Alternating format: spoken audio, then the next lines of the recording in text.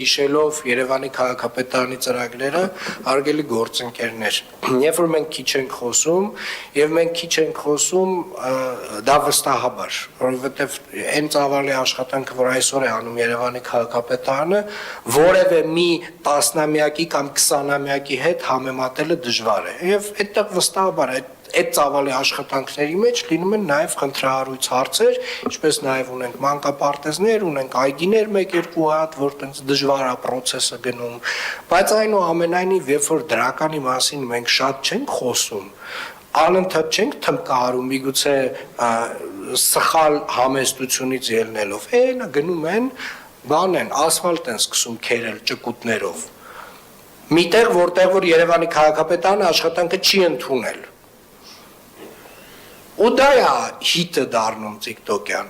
Ու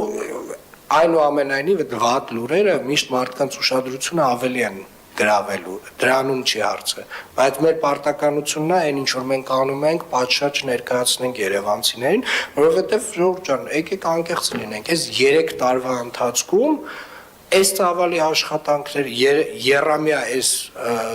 քաղաքապետարանի աշխատանքների ծավալը միգուցե համեմատելի է նախորդ 10-15 տարվա ծավալների հետ։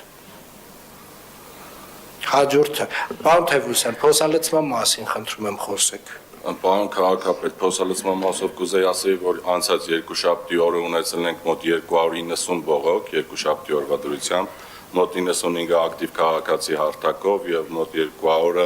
Մալբերի համակարգով։ Երեկվա դրությամբ ունենք 15 մոտավորապես Մալբերի համակարգով բողոք եւ ակտիվ քաղաքացիում ունենք ընդամենը 15 ակտիվ գործ, որոնցից ընդամենը 7-ն է փոխհատուցում։ Սակայն կուզենայի նաեւ ասել, որ դա ստատիկ թվեր չեն, այսինքն ամեն օր ակտիվ քաղաքացի հարթակով ավելանում են եւ մենք ամեն օր փակում ենք։ Մենք պարտավորվում ենք 3 օրվա ընթացքում փակել փոսը արձանագրված, բոլոր այն հատվածները, որտեղ կատարվում է փոսալցման աշխատանքներ, կահավորվում է պարտադիր։ Եթե ունենում ենք արտառոց դեպքեր, խնդրում ենք մեր երկհալույց ՊԲ գործընկերներին, որպեսզի ավելի մեծ կահավորումով կարողանանք ապահովենք եւ խոչընդոտ չառաջանա,